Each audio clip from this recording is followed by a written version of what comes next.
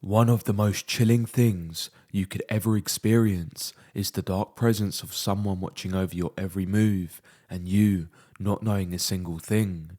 Whether you're making your way to work or school, hanging out with your friends, or drifting off into bed, they are there, watching over you with the most evil intentions. I stumbled across this story on Reddit and it really gave me the chills. The author has confirmed it's 100% true and has withheld her name, so we're going to be calling her Amanda. Without any further ado, let's get into the chilling story of Amanda's childhood stalker.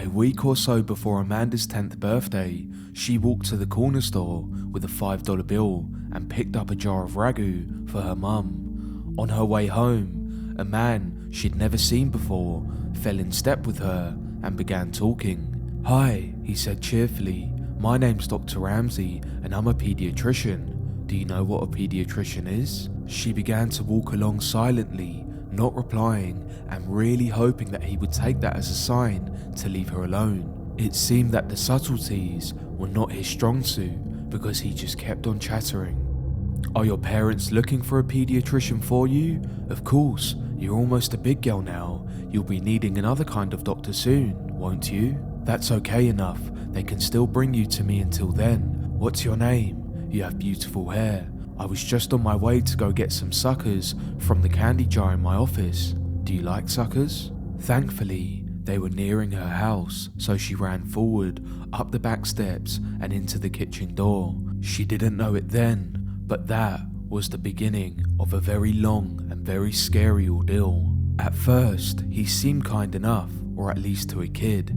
He would drive by nearly every day, smiling and waving. Amanda ended up telling her mother, who said it may have been innocent and he was a lonely old man on his way home from work, but this theory plummeted to the ground when the phone calls began. Amanda's dad called her into the living room and with a concerned look on his face, sat her down. He asked about the day Dr. Ramsey followed her home and if she had talked to him. He made it very clear that Amanda wasn't in trouble, but that she needed to tell him the truth. She told him no, I didn't give him my name. He proceeded to ask if she was sure or could be forgetting something, but Amanda was insistent that she hadn't and told him no again. He frowned and then asked a chilling question. How does he know your name then? And in total honesty, she really didn't know. It turns out that was not all he knew. He knew Amanda's sister's name as well, and pretty soon, neither Amanda nor her sister were allowed to answer the phone. He called several times a day. At first, neither of the young girls knew what he was saying, and then one night, one of their brothers told them that he was telling their parents that he was going to hurt Amanda, and then later began threatening to hurt her sister. Things got complicated after that. Their dad had called the police, but as this was before there were any laws regarding stalking, there was not a lot authorities could do. They told the parents to call back if he ever tried anything. Running out of options, the father called a friend from back in the day that happened to be a cop. For the next month, their father's friend escorted the little girls to and from school. Suddenly, life as she knew it became screeching to a halt. Amanda could no longer walk to school alone. She could no longer play outside. She couldn't even walk to the convenience store because Dr. Ramsey was somewhere waiting to catch her alone to do everything he told her parents he would. When access to Amanda was completely denied, things escalated. It was around this time that he began threatening her sister. One afternoon, the little girls, their two brothers, and their mother were in the kitchen. One of the brothers saw a glimpse of someone in the garage. They'd seen him too. Dr. Ramsey came bolting out of the garage around to the front of the house. The brothers started chasing him. They ran all the way down to Cherokee Park in Louisville, where they lost him in the trees. The parents had called the police again, but nothing came of it. The only information they had was a description and a name that was almost certainly fake. A couple of weeks later, they woke to find their family dog hanging from the side porch. She was a gorgeous saddleback German Shepherd, born the same day Amanda was. They were all devastated. The cops said there was no evidence it was him and ruled it accidental, but none of us believed that. His phone calls became more informative in the meantime. He would talk about who was home and who wasn't. If the brothers would say their father was home, he would tell them who was really in the house. He would talk about the house itself. The window in the kitchen he could easily open with a knife from outside, even if it was locked, and the French doors that connected the living room to the side porch, and how the lock could be opened from the outside if you jiggled it just right. With those alarming comments, that night their father put some carpenter nails at the bottom of the French doors until he can get a new lock ordered. That very same night, the parents had to go to a company event for their father's work. The older brothers were at St. West roller skating rink, and Amanda's older sister was on the phone with her best friend in the home, while the little brother was on the floor asleep. Amanda was in the living room watching Devo on the midnight special with Wolfman Jack. It was very late and very dark.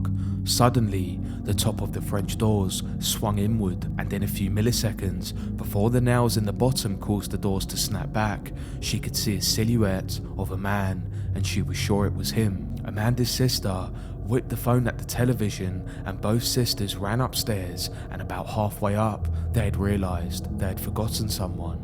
Their little brother was asleep on the living room floor.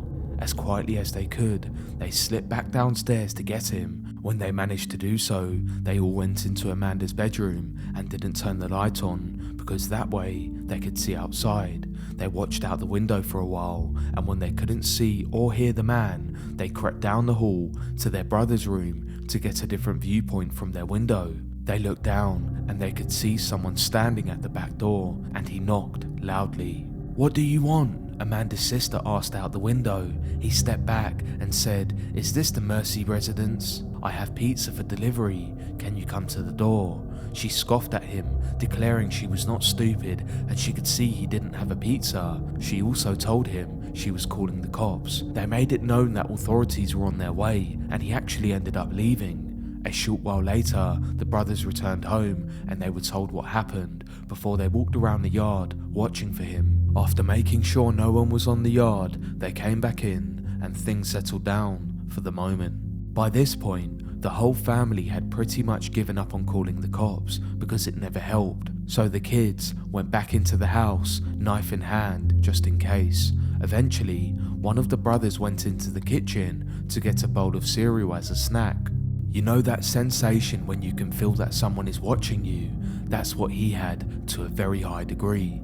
He kept looking around the kitchen, through the doorway, into the dining room, and at the windows. He didn't see anything, but could feel eyes on him, so he went closer to the door to try and see better. The kitchen lights were reflecting on the windows of the door, which had 3 rows of windows, so he still couldn't see. He stepped closer, and then closer again, until he was right up to the door. He then cupped his hands on either side of his head so he could see. There, on the other side of the window pane, was Dr. Ramsey, smiling back at him. He turned to yell for his older brothers, and when he looked back again, he was gone. They went out to look for him, but they didn't see him. The very next night, they were all at the table playing Crazy Eights, and the brother who had had the encounter last night was restless. They asked him what was wrong, and he said he felt like any minute now there would be a boom boom boom on the door or the window. Almost immediately after he finished his sentence, boom boom boom on the window right behind him. In the chaos, the 2 eldest ran, but he was already gone. It was like Dr. Ramsey had a sick sensation with making these kids terrified. A couple of weeks later, things got quiet. No Dr. Ramsey encounters for at least 10 days. Amanda was at school, outside playing on the playground during recess. She was swinging upside down when she saw that now familiar blue Ford Galaxy cruising by, moving slowly. There he was, smiling and waving. He called her name, and Amanda ran to the teacher and told her. The school had been told all about him, and the teachers took her inside right away and called her mother. That very same day, the mother had gotten a call from the school office asking to verify that Amanda's dad was picking her up, as he had called to say he was on the way, but it wasn't their dad who called, and I'm pretty sure you can guess who it really was. Not long after the school encounter, Amanda woke up one night, thirsty. She went down to the kitchen for a drink, and there, sitting alone in the dark, was her dad, and on the table was a gun. He was tired of the police waiting until Dr. Ramsey really did try something. He was tired of his children being terrorized. He was tired of being afraid every single time he left for work that something would happen to the kids while he was gone. She sat there with him for a while, watching, before he sent her to bed. These events, and many more, took place over a period of around 18 months. Then as suddenly as it began, it was over. It's like he had vanished from their lives. The phone calls, the drive-bys with the creepy waves, and everything. For a long time, during and after the Dr. Ramsey days, Amanda would have recurring nightmares in which she would wake up to find him standing over her as she slept. It took a long time before she felt like a kid again. It would leave Amanda with permanent damage. She ended up finding out years later that when he was calling, Dr. Ramsey would tell her parents that he was going to rape and kill her, and then later her sister, and that there was nothing they could do about it. They didn't know what happened to him when he disappeared. They don't know if he was in a car wreck, locked in prison, or in a coma, but sometimes she wonders if the wait ended for her dad when he was sitting downstairs in the darkened kitchen with a gun one night. Amanda says she doesn't know and isn't sure if she wants to. And that was the last they ever heard of Dr. Ramsey. That wraps up today's video. This is the first video in our new series, Someone is Watching Me. If you like this type of content, please let me know in the comments down below and subscribe to the channel because we'll be releasing part 2 sooner than you think. If you're new here, there's always something new to see here every single day. So stick around and hopefully I'll see you all in the next one.